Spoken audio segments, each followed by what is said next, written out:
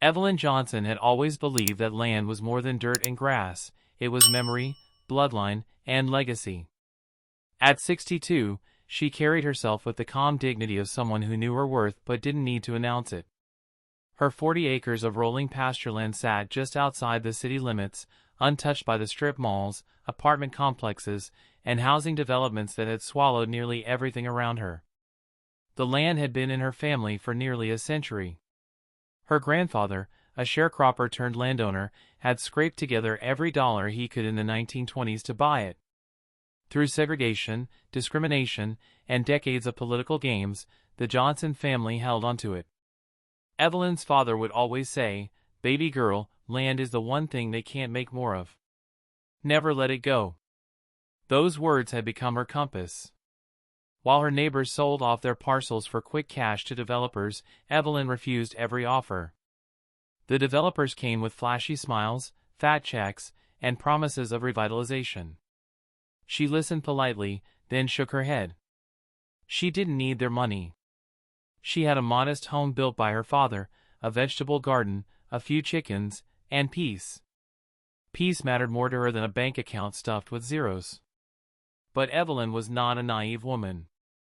She had spent 30 years working as a real estate attorney in the city before retiring back to her land. She understood deeds, contracts, zoning laws, and the tricks developers used to bully landowners. While she might have looked like a quiet grandmother tending her roses, Evelyn's mind was sharper than most of the men in business suits who came knocking on her door. Still, she preferred to be underestimated. People saw what they wanted to see, an aging black woman living alone on old farmland, and she let them. What they didn't see was the iron spine beneath her soft smile. Her property stretched along a 2-lane country road, lined with oak trees her grandfather had planted himself. On summer evenings, Evelyn would sit on her porch and watch the sun dip below the tree line, the cicadas humming their timeless chorus. It was in those moments she felt closest to her ancestors, as if the land itself carried their voices. She never felt alone out there. The land was her companion, her shield, her inheritance. Of course, not everyone saw it that way. To developers and homeowners associations, her land wasn't history, it was opportunity. The city was expanding, property values were skyrocketing, and her 40 acres were like a golden ticket. Evelyn knew it was only a matter of time before someone tried to push harder than the polite offers she'd turned down over the years. That someone arrived in whispers at first. She began hearing about a new development plan nearby, a massive subdivision boasting 90-plus luxury homes, a private clubhouse, and an HOA that promised orderly living. The brochures showed smiling families walking golden retrievers on clean sidewalks, the kind of staged perfection that never existed in real life. Evelyn didn't pay much attention at first. Developers were always talking. But then she noticed the surveyors. Men in neon vests walked the edge of her property, marking trees with bright orange spray paint. A few weeks later, trucks rolled past with loads of lumber, pipes, and concrete. One morning, Evelyn woke to the sound of chainsaws buzzing just beyond her fence line. She walked down her driveway, calm but alert, and found a bulldozer parked just yards from her vegetable garden.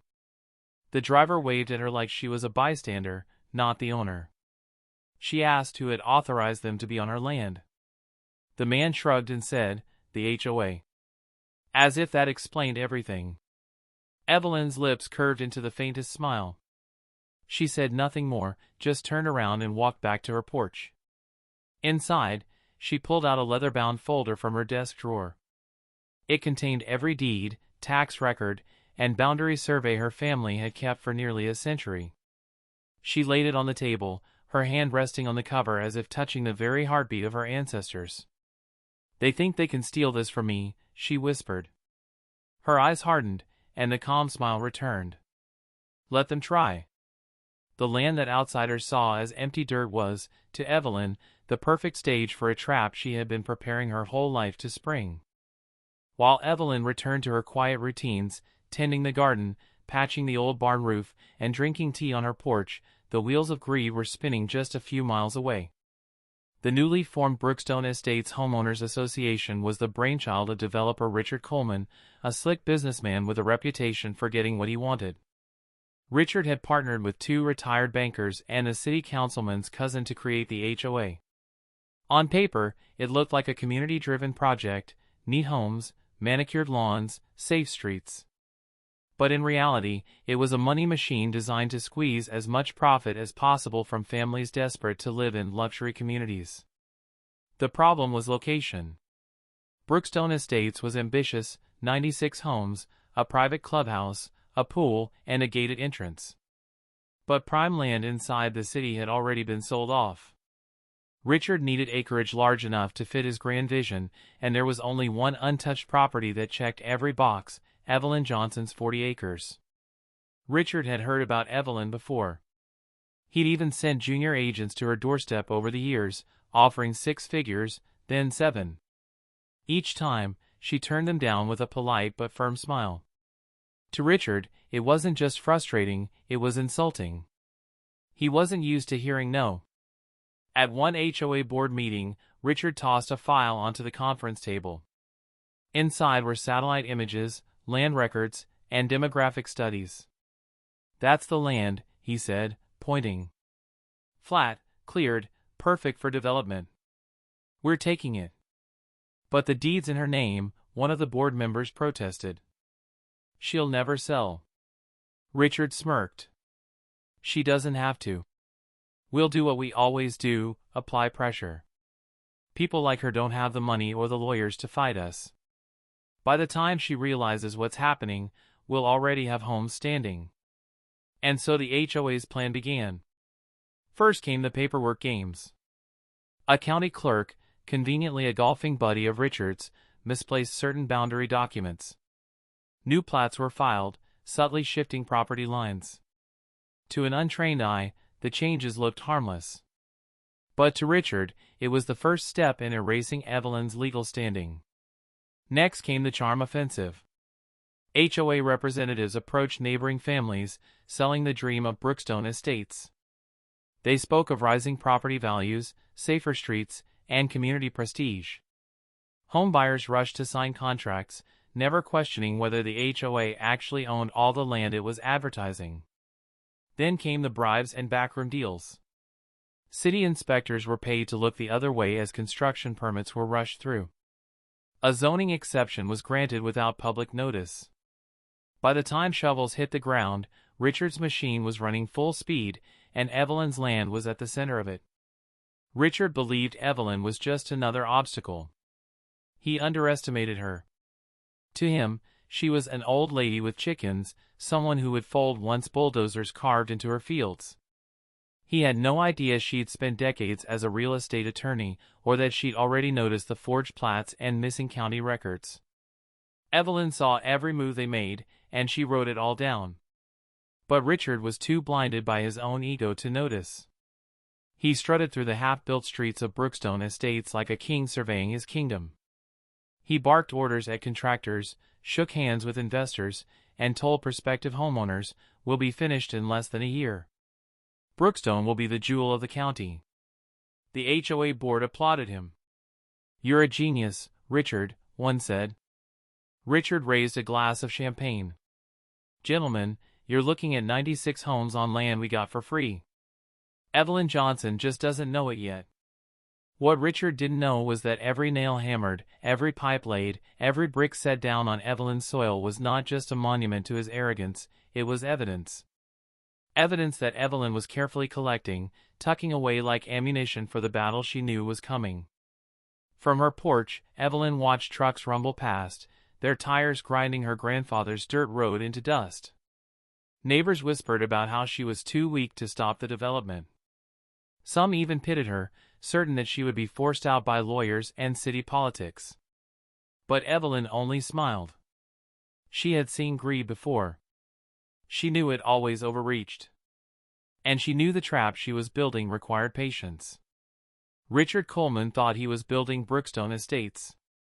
What he was really building was his own downfall, brick by brick, house by house, all on land that never stopped belonging to Evelyn Johnson. The first sign Evelyn couldn't ignore came not in the form of paper or whispers, but in the growl of machinery. It was early morning when she heard it, an engine roaring louder than any farm truck or delivery van. Evelyn stepped onto her porch, coffee mug in hand, and froze. A bulldozer sat at the edge of her property line, its steel blade gleaming in the sun. A man in a hard hat leaned against it, talking casually on his phone as if he had every right to be there. She walked down the dirt path toward him, her steps calm and measured. The man glanced up, nodded like a neighbor, and waved. "Morning, ma'am. Just clearing this patch for the new road." Evelyn raised an eyebrow. "And who gave you permission to clear my land?" The man blinked, confused. "The HOA, of course. Brookstone Estates. You're standing right in the middle of it." Evelyn said nothing. She simply stared at him until his smile faltered. Then she turned around and walked back to her porch. Inside, she set her coffee down and opened the leather folder of deeds and maps once again. Every boundary was clear. Every line was documented. She whispered, "Patience. Let them hang themselves." Over the next few weeks, the invasion grew bolder. Chainsaws cut down the oaks her grandfather had planted a century earlier. Cement trucks rolled in, leaving deep ruts in the soil. Foundations sprouted like weeds. Evelyn's land, once quiet and untouched, now echoed with hammering, shouting, and the metallic clang of scaffolding. Neighbors began stopping by, some curious, others sympathetic. "Miss Johnson," one woman said nervously, "I don't know how you're letting them do this. Aren't you going to fight it?" Evelyn only smiled. "Oh, I'm fighting. Just not in the way they expect." The construction crews treated her like an oddity, a relic. They waved politely as they tore down her trees, as if kindness could disguise theft. One even joked, "Don't worry, ma'am, this place'll look real nice when we're done." Evelyn returned his smile, but her eyes stayed cold. What none of them realized was that she was watching and recording. Every day, Evelyn carried a small camera in her pocket. She photographed trucks parked on her soil, workers digging trenches across her land, houses framed out without a single legal document transferring ownership. She logged dates, times, license plates, and conversations. Every scrap of evidence went into neat binders, labeled and organized, just like she had done during her years as an attorney. Meanwhile, the HOA celebrated. Richard Coleman strutted through the growing subdivision, giving speeches about progress and community living. Families lined up to sign contracts, eager to buy into the dream of Brookstone Estates. They had no idea they were purchasing homes built on stolen land. Richard loved the image of himself as a visionary. He told anyone who would listen, "This development is bulletproof. Nothing can stop us now." But Evelyn knew otherwise. She knew that every nail driven into it was another nail in Richard's coffin. One evening, as the sun dipped low, she sat on her porch with a notebook open on her lap. She sketched a rough map of the subdivision as it grew, where the streets were cut, where the houses rose, where the clubhouse was framed. It was almost artistic, like watching a thief build a palace out of stolen jewels. And then, late one night, as the rumble of machinery finally fell silent, Evelyn stood at the edge of her field. 96 homes were planned, and dozens were already in various stages of completion. She could see their skeletal frames rising against the moonlight. For the first time, she let herself chuckle. "They really believe this is theirs," she said aloud. "But they've built all of it for me." The trap was working perfectly. Every day they built higher, wider, deeper. Every day they poured money and labor into land they did not own. Every day their arrogance grew. And every day, Evelyn's case against them became unshakable. The HOA thought they were building Brookstone Estates. What they were really building was Evelyn's empire, one she hadn't had to lift a single hammer to create. By spring, Brookstone Estates was nearly halfway built.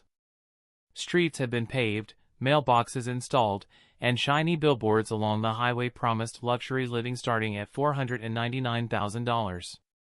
Families toured the model homes, signing contracts with smiles and handshakes. The HOA hosted ribbon-cutting ceremonies, complete with balloons and photographers. To the public, Brookstone was the crown jewel of suburban expansion. To Evelyn, it was evidence stacked higher and higher by the day. What no one around her realized was that she had been preparing for this moment her entire life. Evelyn wasn't just a landowner. For 30 years she had worked as a real estate attorney, specializing in property disputes and land rights.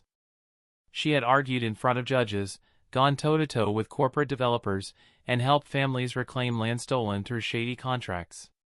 She knew every loophole, every law, every underhanded tactic the HOA was now trying to use against her.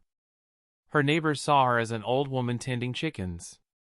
Richard Coleman saw her as a stubborn holdout. The HOA saw her as an obstacle to be pushed aside. None of them saw the stack of binders in her study, each one brimming with documents that made her untouchable. Inside those binders were original deeds from her grandfather's purchase in the 1920s, notarized and preserved. Boundary surveys filed and updated over decades, showing crystal-clear property lines. Tax records proving continuous ownership without interruption. Recent photos and videos of bulldozers, construction crews, and newly built homes on her land. Copies of forged plats and falsified documents she had quietly obtained through public records requests. Every piece of paper told the same story: the HOA had built 96 homes on land that wasn't theirs. Evelyn had even gone further. While the HOA was busy hosting champagne parties, she had already filed a quiet title action in county court. This kind of lawsuit wasn't flashy, it didn't make the evening news, but it was devastatingly effective. Its purpose was simple: to legally establish that Evelyn Johnson, and Evelyn Johnson alone, owned the 40 acres in question. And she had another advantage the HOA hadn't considered: time. She didn't rush to court with angry protests or desperate injunctions. She let them build. She let them pour concrete, raise roofs, and sell dreams to unsuspecting buyers. The more they built, the deeper they sank into the trap. Every house erected without her consent wasn't a loss for her, it was a gain. Because when the judgment finally came down, those homes wouldn't belong to Richard Coleman or the HOA. They would belong to her. Evelyn understood something the HOA didn't: patience was the deadliest weapon. One evening, she sat at her desk, reading through a recent filing from the HOA's lawyers. They had claimed, boldly and falsely, that Evelyn had abandoned the land. They even attached photographs of overgrown brush, implying she hadn't cared for it. Evelyn smirked. She pulled out her own stack of photos, time-stamped and dated, showing her tending her garden, repairing fences, mowing fields.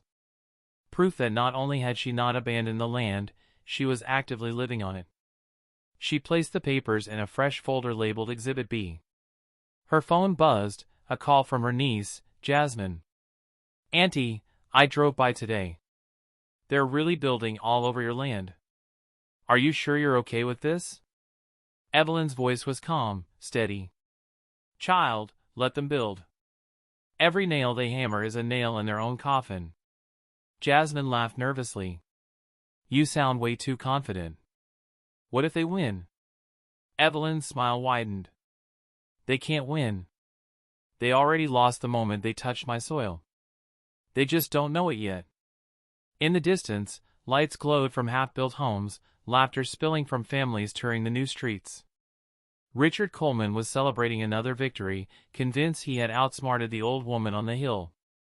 But in Evelyn's study, surrounded by binders, legal documents, and a century of family history, the real battle was already over. The HOA thought they were playing chess. Evelyn had been playing a different game entirely.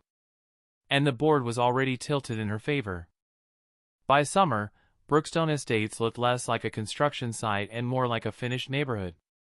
Asphalt streets wound in clean curves, streetlights stood tall, and rows of identical houses gleamed in fresh coats of paint. The HOA had even installed a stone entrance sign with gold lettering, "Welcome to Brookstone Estates." Families moved in, unloading furniture, planting flowers, and waving to each other in the spirit of new beginnings. They paid their HOA dues, attended welcome meetings, and believed they had bought into the future. Richard Coleman basked in the glory. He walked the streets like a mayor, shaking hands and making promises. His board members praised him as a genius, a man who had turned dirt fields into a thriving community in less than a year. But there was one shadow over his sunshine, Evelyn Johnson. From his office window, Richard could see her farmhouse at the edge of the subdivision, sitting stubbornly on its rise of land. It annoyed him that she hadn't caved, hadn't moved, hadn't so much as flinched. He muttered to his colleagues, "That old woman doesn't know what's good for her. She's standing in the way of progress." The HOA board agreed. "We can't let her keep resisting," one member said. "She'll scare off buyers." So the HOA tried a new tactic, intimidation. First came the letters. Stiff envelopes delivered to her mailbox, stamped with the HOA's seal.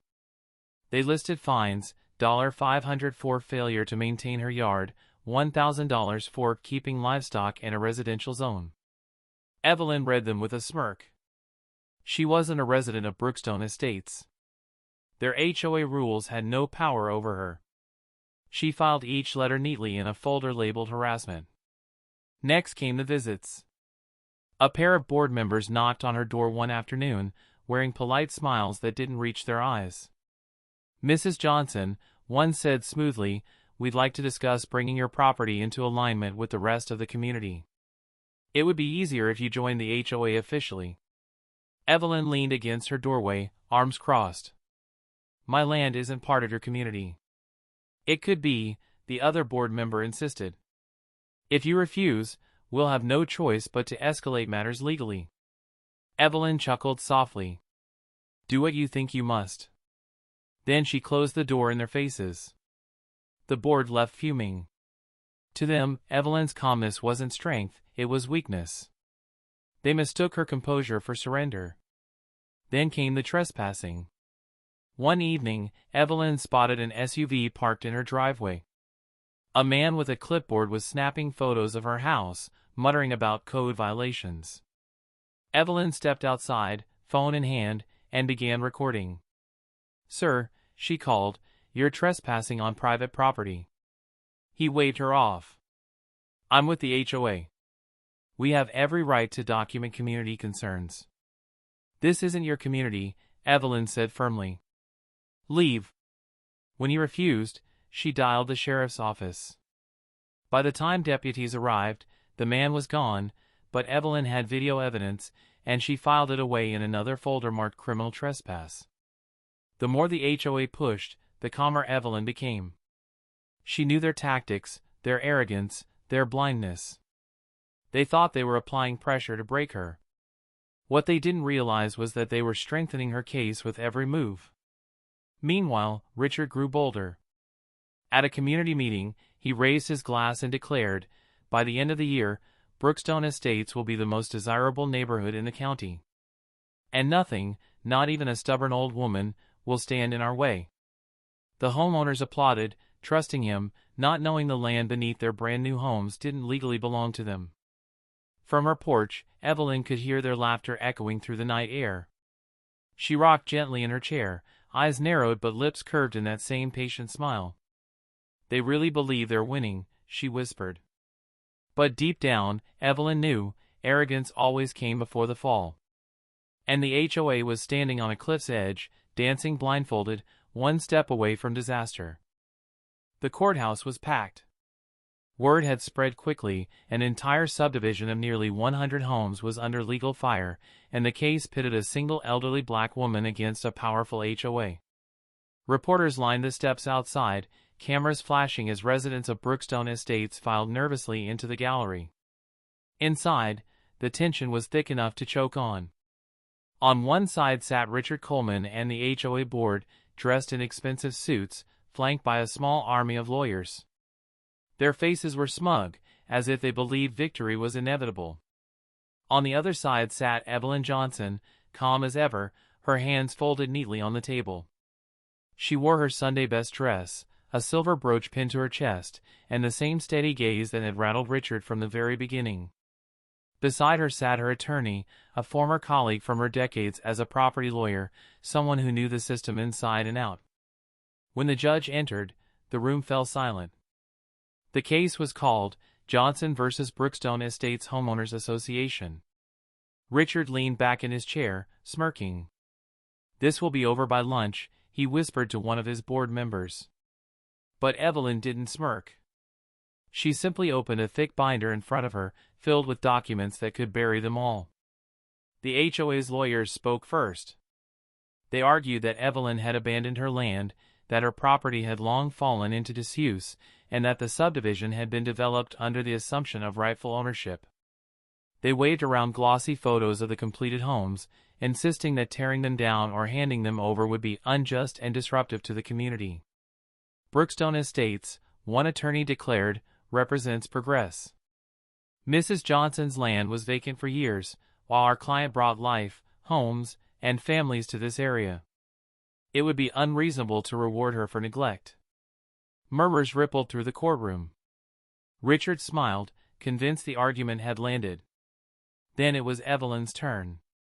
Her attorney rose slowly, letting the silence stretch. "Your Honor," he began, "the facts are far simpler than the HOA wants you to believe. This land was never abandoned. It was never sold. It was never transferred. And we have the proof." He handed the judge a thick stack of documents, original deeds dating back nearly a century, tax receipts showing continuous payment, surveys clearly outlining boundaries, and photographs of Evelyn tending the land year after year. "Mrs. Johnson has lived on and cared for this property for decades," her attorney continued. "The HOA did not purchase this land. They did not seek permission to build on it. They trespassed, they developed, and they sold homes on property that has always belonged to Mrs. Johnson." Evelyn herself stood then, her voice steady and clear.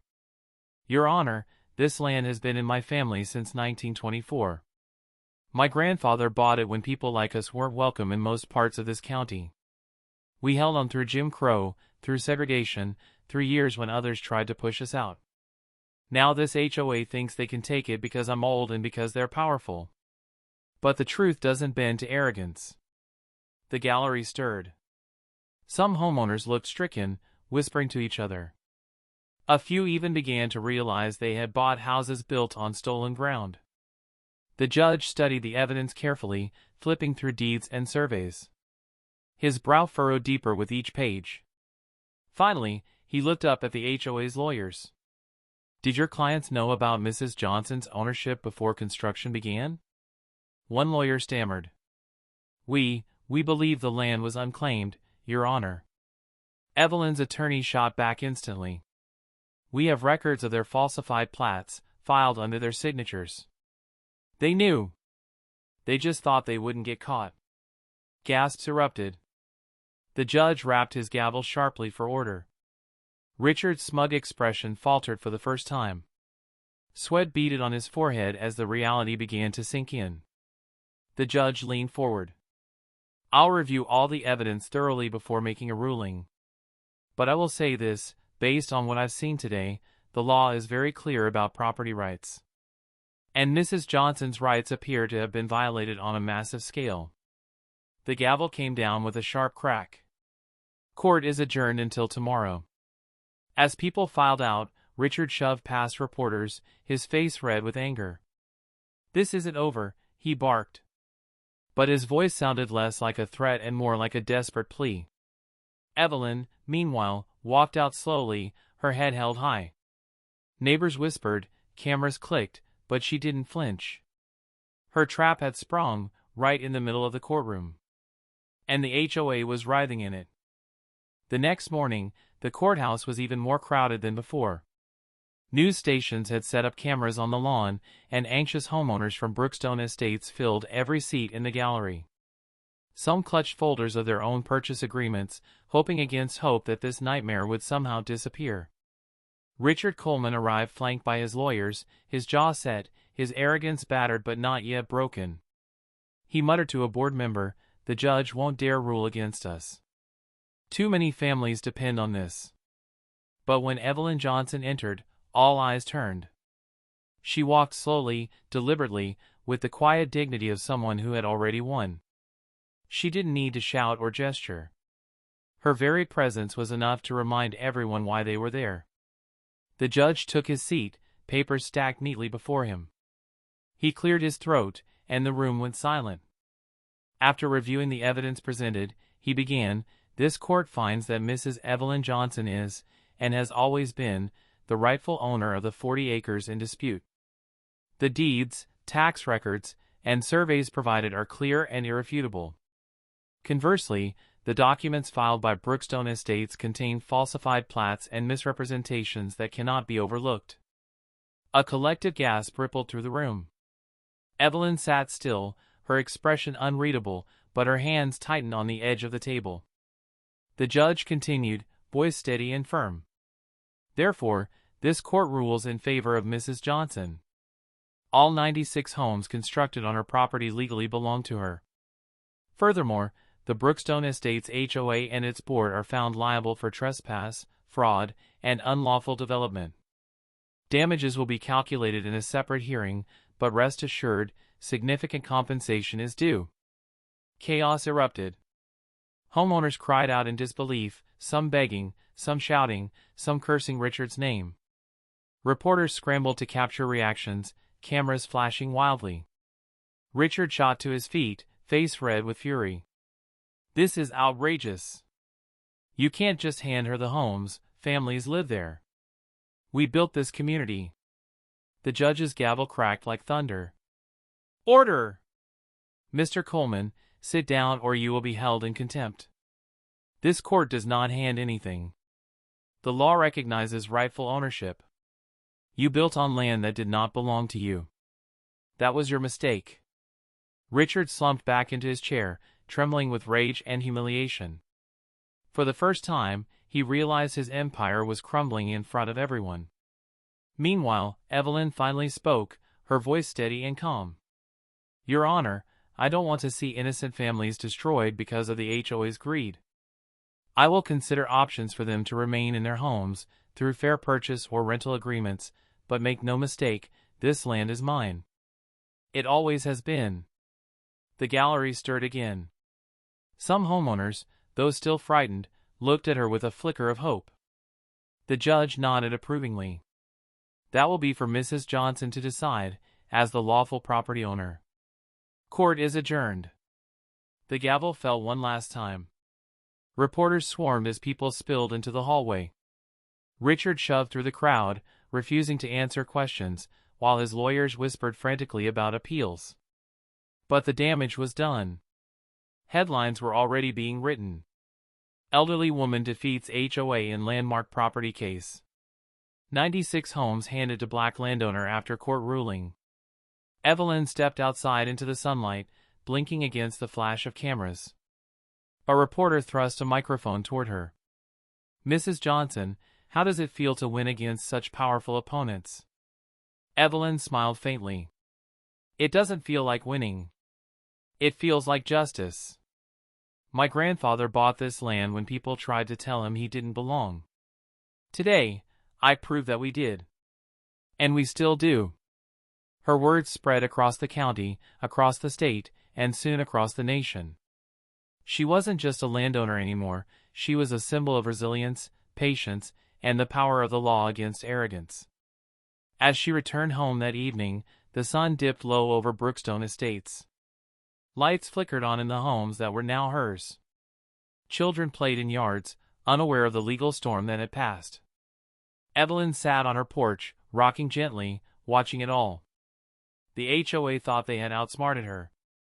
Instead, they had built her an empire. And now, every brick, every nail, every blade of grass belonged to Evelyn Johnson. The days after the verdict were a storm of headlines, outrage, and disbelief. News vans crowded the entrance to Brookstone Estates. Homeowners gave tearful interviews, furious that they had been tricked into buying houses on land that wasn't theirs. Some blamed Richard Coleman, some cursed the HOA board, and others simply wept, terrified of losing the place they thought was home. Richard himself vanished from public view. Once the proud face of Brookstone, he now hid behind his lawyers, facing lawsuits not just from Evelyn but from dozens of angry homeowners who accused him of fraud. The HOA's once invincible board splintered under pressure. Some resigned, others turned on Richard, and a few even begged Evelyn privately for forgiveness. But Evelyn wasn't interested in revenge. She was interested in justice. From her farmhouse porch, she watched the chaos unfold with that same quiet patience she carried all along. She could have evicted every single family overnight. The law was entirely on her side. 96 homes, every square foot of Brookstone Estates, was hers now. But Evelyn understood something the HOA never had: land wasn't just dirt and deeds. It was legacy. It was people. So she came up with a plan. At a packed town hall meeting, Evelyn stood at the front, her hands clasped before her. Homeowners sat in folding chairs, restless and worried, with news cameras recording every word. "I know many of you are scared," she began. "You didn't know the truth when you bought your homes. You believed the promises you were given. I don't blame you for that." The room quieted. Dozens of families leaned forward, hanging on her words. "I could take these houses," Evelyn continued, "but I won't. Instead, I will offer each of you a choice. You can stay, either by purchasing your home from me at a fair, honest price, or by renting at a rate you can afford. No tricks. No lies. No inflated fees. And there will be no HOA here. Not ever again." Gasps and whispers rippled through the crowd. Some homeowners wept with relief. Others cheered. For the first time since the nightmare began, there was hope. Evelyn's generosity didn't erase the HOA's crimes, though. Richard Coleman and his board were dragged into civil and criminal court. They faced charges of fraud, forgery, and conspiracy. One by one, they lost their homes, their savings, and their reputations. Richard himself was sentenced to prison, his empire reduced to nothing more than a cautionary tale. Meanwhile, Evelyn thrived. With the rental income and settlements owed to her, she restored her farmhouse, expanded her garden, and even created a community center on the property, a place where children could play, families could gather, and neighbors could meet without fear of fines or harassment. She hired her niece Jasmine to help manage the new properties, turning Brookstone Estates into something it had never been before, a neighborhood rooted in fairness, respect, and dignity. The story spread far beyond the county. Journalists called Evelyn the woman who outsmarted an HOA. Civil rights groups celebrated her as a symbol of perseverance. Law schools even studied her case as an example of property law done right. But Evelyn didn't care much for the fame. She cared for her land, her family, and the knowledge that her grandfather's dream had not only survived but flourished. One evening, as the sun set over the rows of houses that now belonged to her, Evelyn rocked gently on her porch chair. Children's laughter drifted through the air, the same children whose parents had once feared losing everything. Now, they were safe, because she had refused to be bullied, refused to bend, refused to let arrogance steal what was hers. Jasmine sat beside her, smiling. "Auntie, do you realize what you've done? You didn't just win a case, you changed this whole community." Evelyn chuckled softly. "Child, I didn't change it. I just reminded them what real ownership means." The crickets sang, the porch light flickered on, and the land stretched wide and strong beneath her feet. It had been her family's for a century. And thanks to her, it always would be.